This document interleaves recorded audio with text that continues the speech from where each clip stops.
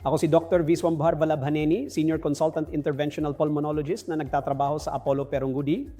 Ngayon, nais kong pag-usapan ang tungkol sa bronchoscopy. Ang bronchoscopy, gaya ng ipinahihiwatig ng pangalan, ay ang pagtingin sa bronchus. Ang scopy ay tumutukoy sa ito ang pamamaraan at ang bronchus ay ang nagsisilbing daanan ng hangin sa ating baga.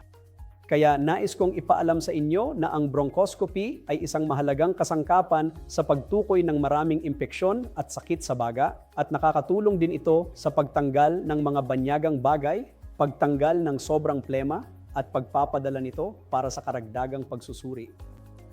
Ang bronchoscopy ay isang pamamaraan na maaaring gawin sa daycare. Ibig sabihin, maaari kang ma-admit sa umaga at sa hapon ay maaari ka nang umuwi at magpatuloy sa iyong normal na gawain pagdating mo sa bahay.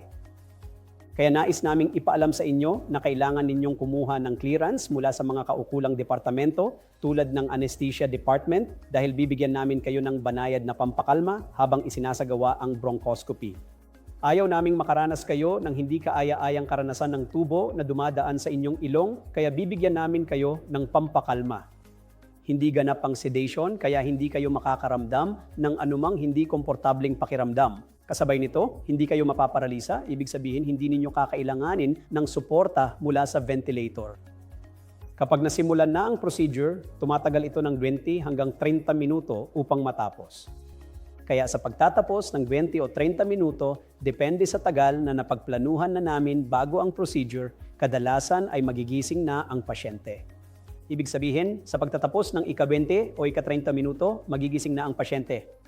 Hindi ito malalim na sedation, kaya dapat ninyong malaman ito upang hindi kayo malito na ito ay hindi katulad ng isang operasyon na may general anesthesia. Pakitandaan na hindi ito general anesthesia.